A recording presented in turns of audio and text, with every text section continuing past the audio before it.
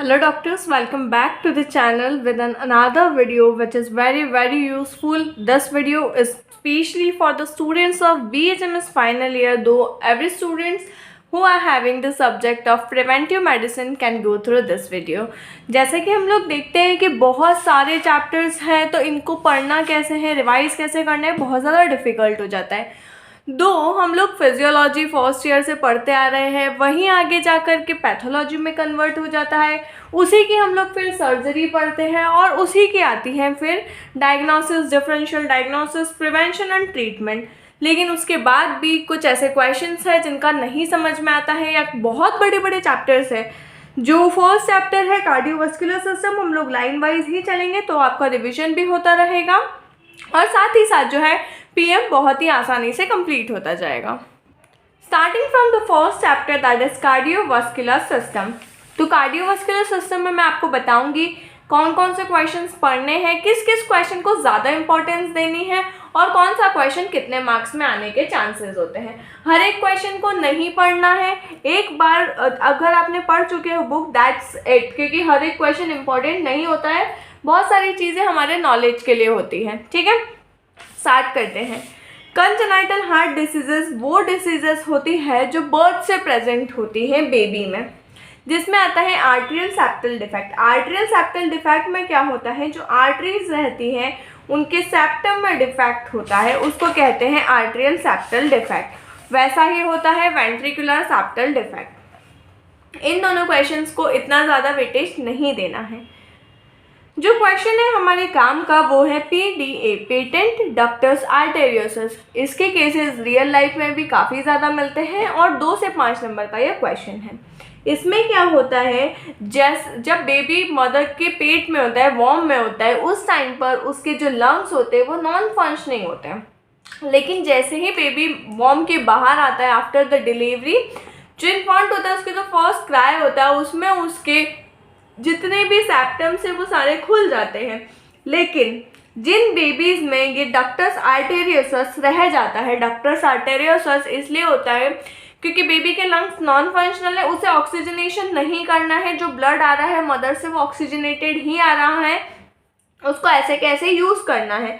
तो बेबी के लंग्स का वहाँ पर कोई फंक्शन नहीं होता है, तो एक डक्टस आर्टेरियोसस होता है जिसकी मदद से जो ब्लड होता है वो सीधा ही एओर्टा के थ्रू पूरी बॉडी में डिस्ट्रीब्यूट हो जाता है। तो उन बेबीज़ में जिनमें ये डक्टस आर्टेरियोसस बर्थ के 10 महीने बाद भी रह जाता है, उसको कहते हैं पेटेंट डक्टस आर्टेरियोसस। अब ये जो डिसीज़ है ये फीमेल बेबी में या गर्ल चाइल्ड में ज़्यादा कॉमन होती है। सिम्टम्स कई सालों तक तो नहीं, कई महीनों तक या कई हफ्तों तक पता ही नहीं चलते। फिर एकदम से बेबी को सांस लेने में दिक्कत होती है, ब्लू होने लग जाता है, कार्डियक फेलियर होने लग जाता है, पल्स बहुत कम आती है, SpO2 काफ़ी कम आता है। तो ये सारी जो चीज़ें हैं इससे पता चलता है कि बेबी को कुछ ना कुछ प्रॉब्लम हो रहा है। कॉम्प्लिकेशंस में इन्फेक्टिव एंडोकार्डाइटिस हो सकता है, कॉन्जेस्टिव कार्डियक फेलियर हो सकता है, pulmonary hypertension and hoarseness of voice, इनमें से कुछ भी हो सकता है।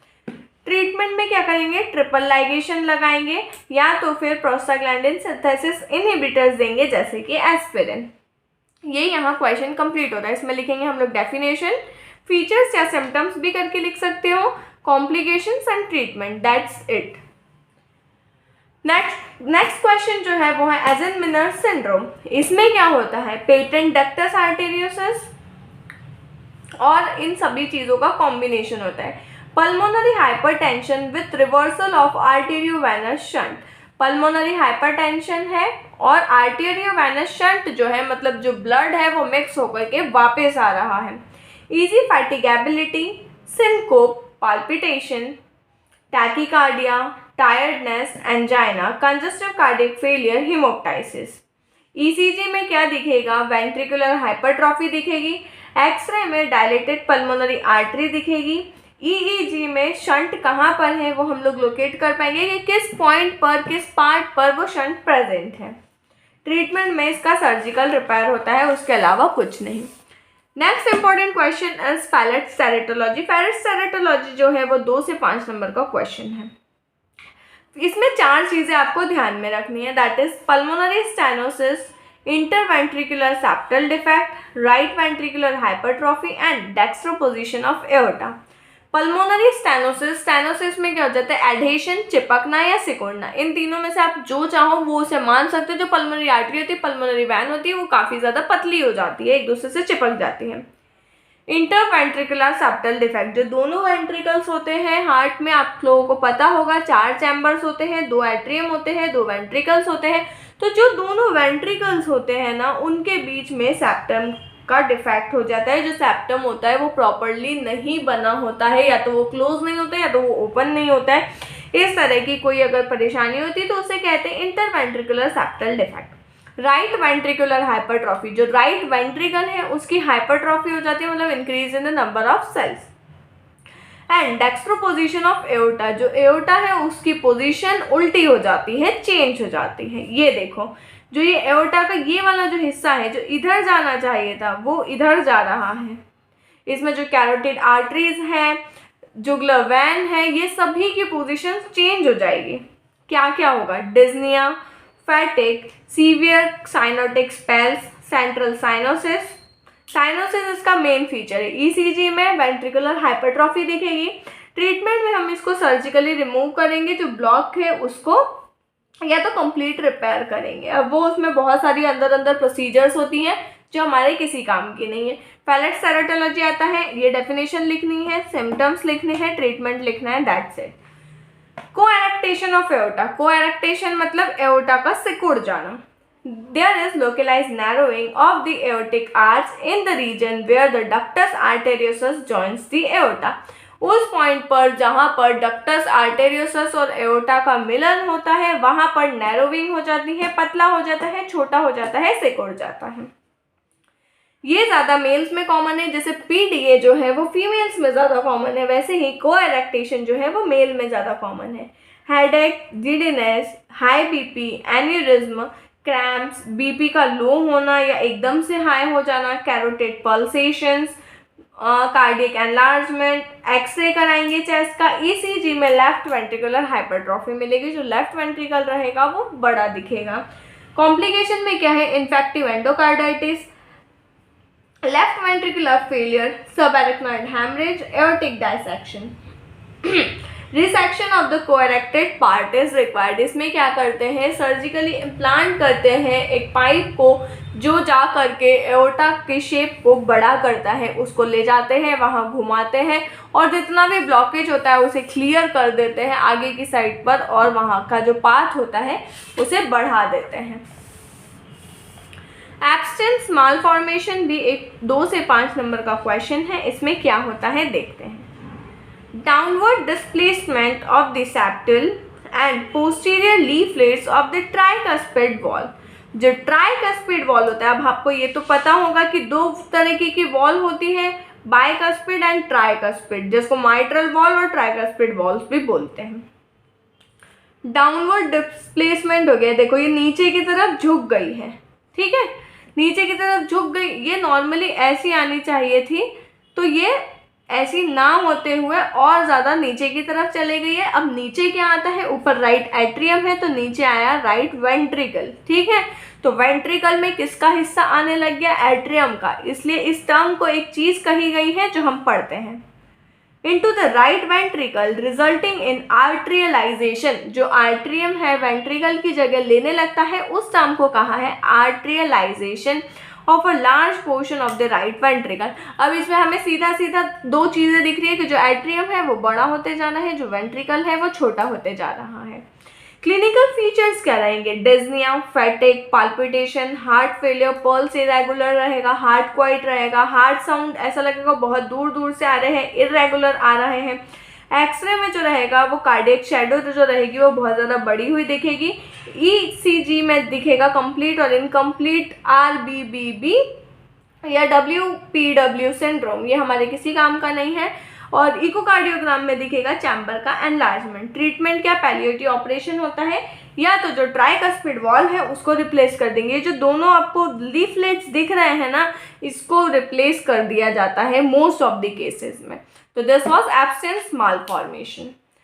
ट्राइकस्पिड एट्रेशिया, ट्राइकस्पिड एट्रेशिया में क्या होता है, जब राइट वेंट्रिकल या तो एब्सेंट हो या तो नॉन फंक्शनल हो, ठीक है। When the tricuspid atresia is present, the right ventricle is either absent or non-present. There must be atrium septal defect through which the blood reaches the left side of the heart, resulting in left ventricular enlargement. ठीक है। Pulmonary stenosis पर question नहीं आता है।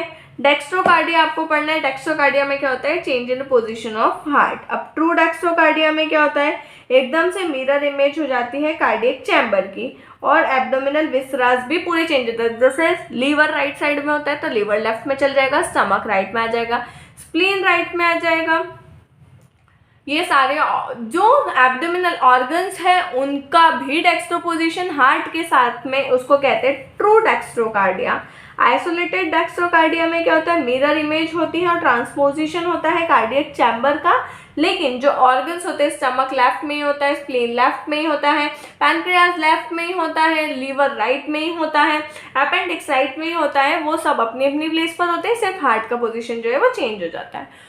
False एक्सोकार्डिया, false एक्सोकार्डिया किसे कहेंगे? जिसमें जो डिस्प्लेसमेंट है वो right side of the chest की तरफ हो गया है। और सेकेंडरी डेक्सोकार्डिया में क्या है? हार्ट जो है वो राइट साइड पर डिस्प्लेस हो गया है, ठीक है, कोई थोरेसिक डिसीज की वजह से। रियूमेटिक फीवर एक बहुत बहुत ज़्यादा इंपॉर्टेंट क्वेश्चन है जो 5 से 10 नंबर का है। इट इज़ एन एक्यूट, सब एक्यूट एंड क्रॉनिक। एक्यूट भी हो सकता है, सब एक्यूट भी हो सकता है और क्रॉनिक भी हो सकता है। Systemic immune process involving the connective tissue through out the body. इसमें हमें मेन समझना क्या है, क्या होता है? Polyarthritis with a great tendency to carditis, which is usually the subsequent to tonsilopharyngeal infection. Mainly क्या होता है? जो स्ट्रेप्टोकोकस होता है वो माउथ के थ्रू ट्रैवल करता है, तो जो टॉन्सिल्स है, जो लिम्फ नोड्स है, उनको अफेक्ट करता है, फेरिंग्स को अफेक्ट करता हुआ बॉडी में घुसता है और इन्फेक्शन प्रोड्यूस करता है। मेनली ये ऑटम और विंटर में होता है। क्यों? क्योंकि ठंडी हवाओं में जैसे ही कोई पेशेंट जाएगा तो एकदम से ठंडी हवा गले में गई, जिसकी वजह से टॉन्सिलाइटिस हुआ, स्ट्रेप्टोकोकस का इन्फेक्शन हुआ, वो अंदर गया और रूमेटिक फीवर कॉज किया। फैमिली हिस्ट्री होती है, सोशल हिस्ट्री होती है, sanitary condition, over crowded place में रह रहा है, ऐसी जगह में रह रहा है जहाँ बहुत ज़्यादा गंदगी है, अपर रेस्पिरेटरी इन्फेक्शन होता है। एज मोस्ट कॉमन, ये 5 से 15 साल की एज में ज़्यादा कॉमन होता है। सेक्स में दोनों सेक्सेस में इक्वली काम करता है। क्लिनिकल फीचर्स में इसका रहेगा fever, arthritis, swelling, epistaxis, abdominal pain. जो नॉर्मल फीवर होता है ना वैसे ही रहेगा, लेकिन ये जो फीवर है ये ज़्यादा अफेक्ट करेगा हमारी बोन्स को, हमारी मसल्स को, हमारी एक्सट्रीमिटीज़ को। इतना हमें ध्यान में रखना है। इसके बाद के इन्वेस्टिगेशन में हम लोग करेंगे ब्लड के लिए ESR हमेशा ही बड़ा आएगा, यूरिन में एल्ब्यूमिन मिलेगा, ECG में कार्डाइटिस के चेंजेस मिलेंगे। डिफरेंशियल डायग्नोसिस में हमें लिखना है rheumatic arthritis, osteomyelitis, suppurative arthritis. 3 point भी लिखे तो भी चलेगा। कॉम्प्लिकेशंस में भी cardiac arrhythmia, pericarditis, rheumatic pneumonia, pulmonary embolism. Management में rest in bed, care of the joint, और ट्रीटमेंट में कॉन्जेस्टिव कार्डियक फेलियर के लिए ट्रीटमेंट करेंगे, पेरिकार्डाइटिस के लिए ट्रीटमेंट करेंगे, पेनिसिलिन देंगे। That's it. माइट्रल स्टेनोसिस एक छोटा सा क्वेश्चन है जिसमें जैसा हमने एओर्टिक स्टेनोसिस पढ़ा वैसा ही माइट्रल स्टेनोसिस भी आएगा। जो मेन क्वेश्चन है उन्हें पढ़ाती जाऊंगी। जो लो वेरिएंट के क्वेश्चन है वो खुद से पढ़ने की कोशिश करना, अगर कोई दिक्कत आती है तो हम लोग डिस्कस करेंगे, क्योंकि अगर मैं एक एक क्वेश्चन समझाने जाऊंगी तो वीडियो काफ़ी ज़्यादा लंबा हो जाएगा, आप लोग देखोगे भी नहीं, ये मैं जानती हूँ। तो हम लोग वीडियो को उतना ही बताते हैं जितना ये इंपॉर्टेंस रखता है, और इस टाइप के वीडियोस आपको सिर्फ और सिर्फ मेडिकोस्वामी चैनल पर मिलेंगे। तो प्लीज़ प्लीज़ प्लीज़ मेडिकोस्वामी चैनल को सब्सक्राइब करके ज़रूर रखें। पेरिकार्डाइटिस में होता है inflammation of the both the layers of pericardium. इसके टाइप्स देखते हैं, एक्यूट, सब एक्यूट और क्रॉनिक। अब एक्यूट में भी ड्राई विथ एफ्यूजन, सब एक्यूट में कॉन्स्ट्रिक्टिव और विथ एफ्यूजन, क्रॉनिक में कॉन्स्ट्रिक्टिव पेरिकार्डाइटिस, एडहेरेंट मेडिस्टेन ऑफ पेरिकार्डाइटिस और विथ एफ्यूजन। अब क्यों क्यों हो सकता है? वायरल हो सकता है, पायोजेनिक, ट्यूबरकुलोसिस की वजह से, माइकोटिक, फंगाई, नॉन इन्फेक्टिव, न्यूप्लेशिया की वजह से, यूरेमिया की वजह से, ट्रॉमा की वजह से, बहुत सारे कॉजेज हैं जिसकी वजह से पेरिकार्डाइटिस हो सकता है। अब देखते हैं एक्यूट ड्राई पेरिकार्डाइटिस क्या होता है। जो सबसे ज्यादा कॉमन कॉज है एक्यूट ड्राई पेरिकार्डाइटिस का वो है वायरल इन्फेक्शन। ऑनसेट जो है एकदम एक्यूट होता है, इसीलिए उसको एक्यूट की कैटेगरी में डाला गया। सिम्टम्स हमको सुपरफिशियल रखने हैं, जितने इसमें से याद हो जाए उतने याद करने हैं, दैट्स इट। पेन है, प्लूराइटिक पेन है, रेस्पिरेशन, कफिंग और स्नीजिंग पर। मायोकार्डियल इन्फार्क्शन है, पेन इन लेफ्ट शोल्डर है, visceral internal surfaces of the, ठीक है, जितना याद रह जाए इसमें से लिखना है। फीवर ऑफ लो ग्रेड है, साइंस में क्या, टेम्परेचर रेज रहेगा, पल्स में टैकीकार्डिया रहेगा। इन्वेस्टिगेशन में करेंगे ब्लड के लिए तो ल्यूकोसाइटोसिस और ईएसआर। हार्ट की जितनी भी डिसीजेस रहेगी ना उसमें ईएसआर हमेशा बढ़ा हुआ ही आएगा। ईसीजी देखेंगे तो एसटी सेगमेंट जो है वो एलिवेटेड रहेगा। ईईजी जब करेंगे तो पेरिकार्डियम थिक रहेगा। अब pericardial effusion, most common cause है इसका टीबी। टीबी में क्या होता है, बहुत सारा एक्यूमुलेशन हो जाता है बलगम का, इसीलिए उसको इफ्यूजन में रखा गया है। सिम्टम्स क्या रहेगा, heaviness, pain, dry cough, low grade temperature, breathlessness, palpitation, pain. इन केसेस में जो मेडिसिन है स्टिक्टा और कैलीबाइक्रोम बहुत ज़्यादा अच्छे से काम करती है। अगर कोई आपके पास ऐसा पेशेंट आता है तो ज़रूर ट्राई करना, उसके सिम्टम सिमिलैरिटी मैच करके बहुत ज़्यादा अच्छा काम करती है। मतलब विद इन अ वीक आपको चेंजेस देखने के लिए मिलेंगे। साइंस में जो है 500 cc ऑफ फ्लूइड एक्यूमुलेट हो जाता है तो एलोपैथ्स क्या करते हैं, बुलाते हैं, फ्लूइड को बाहर निकालते हैं, कहते हैं हमने इतना निकाल दिया, 1 लीटर निकला, 2 लीटर निकला, वापस से वो बनना शुरू हो जाता है। क्यों? क्योंकि वो कॉज पर हिट नहीं करते, वो जो सिम्टम होता है उसे हटा देते हैं, लेकिन कॉज मेंटेन है। लेकिन जब तक कॉज मेंटेन है तब तक डिसीज क्योर नहीं है, इसीलिए वो लोग क्योर नहीं कर पाते हैं। होम्योपैथी जो है वो एकमात्र ऐसा चीज़ है जो क्योर कर सकता है। आयुर्वेदा से भी बहुत सारी डिसीजेस ठीक हो जाती हैं, लेकिन क्योंकि अभी उसे आगे नहीं बढ़ाया जा रहा है, जो लोग हैं अपना ज्ञान नहीं बांट रहे हैं, वहीं के वहीं रख रहे हैं, तो आगे वाली जनरेशन के पास नहीं जाता जा रहा है, इसलिए वो ज्ञान समाप्ति की तरफ बढ़ता जा रहा है। सेम लिखेंगे स्पेशल इन्वेस्टिगेशन। कॉम्प्लिकेशन में 3-4 पॉइंट याद करना है। Chronic constructive pericarditis mainly TB के बाद, पायोजेनिक इन्फेक्शन के बाद, वायरल इन्फेक्शन के बाद पाया जाता है। Dyspnoea, precordial discomfort, pain, gradual swelling, fainting on bending, ये सारे सिम्टम्स रहेंगे। इन्वेस्टिगेशन में हार्ट की बात जब करेंगे तो या मोस्ट ऑफ दी चीज़ों के लिए जब इन्वेस्टिगेशन लिखना है तो लिखेंगे एक्सरे, ईसीजी, ईईजी, इको, सीटी, एमआरआई, दैट्स इट। अगर आपको अंदर भी नहीं कुछ आता है ना कि उसमें क्या दिखेगा क्या नहीं दिखेगा, इतना लिख करके छोड़ दोगे तो आपको मार्क्स पूरे मिलेंगे। क्रॉनिक एडहेसिव पेरिकार्डाइटिस, ये वाला क्वेश्चन जो है 2 से 5 नंबर में आता है। पूरा पेरिकार्डाइटिस 10 नंबर का क्वेश्चन है। This condition occurs following an attack of fibrinous pericarditis leading to the adhesion between the 2 layers of pericardium. Adhesive, दोनों लेयर्स एक दूसरे के साथ चिपक जाती है। चेस्ट एक्सरे करेंगे, सीटी करेंगे, एमआरआई करेंगे। ये देखो ऐसे की ऐसी लाइन लिख करके आ जाओगे ना, chest x ray, CT scan, MRI are helpful for the diagnosis of this disease. आपको मार्क्स मिलेंगे और आपका आंसर जो है वो बहुत ज़्यादा इफेक्टिव दिखेगा। नेक्स्ट है एंडोकार्डाइटिस। यहाँ पर पेरिकार्डाइटिस समाप्त हुआ। Endocarditis, it is the inflammation of the endocardium chiefly involving the wall structure. ये एक बड़ा क्वेश्चन नहीं है और इस पर इतने क्वेश्चंस आते भी नहीं हैं। एंजाइना पेक्टोरियस हम लोग शुरू से पढ़ते आ रहे हैं, मैं इस क्वेश्चन को नहीं पढ़ाऊंगी। अगर आपको प्रॉब्लम है तो आप बताइए, फिर हम लोग डिस्कस करेंगे। लेकिन एंजाइना जो है वो एक इम्पॉर्टेंट क्वेश्चन है, आता है एग्जाम में। मायोकार्डियल इन्फार्क्शन हम लोग सेकेंड ईयर में बहुत ज़्यादा अच्छे से पढ़ चुके हैं। जो क्वेश्चंस इंपॉर्टेंट है ना हम लोग उसको डिस्कस करते हैं, या जो फर्स्ट टाइम हम लोग पढ़ रहे हैं, जो क्वेश्चंस ऑलरेडी पढ़ चुके हैं उन पर टाइम वेस्ट कर करके कोई मतलब नहीं है। साइनस टैकीकार्डिया, साइनस ब्रेडिकार्डिया तो 2 नंबर का क्वेश्चन है, तो आपको प्रिपेयर कर करके ही रखना है, क्योंकि 2 नंबर के जो क्वेश्चन है वो हमें पास होने की गारंटी दिलाते हैं, साथ ही साथ जो टॉपर्स हैं उनको टॉप करने के और करीब लेकर के जाते हैं। SSS 6 sinus syndrome includes of sinus arrest, sinoatrial exit block, persistent sinus bradycardia with tachycardia.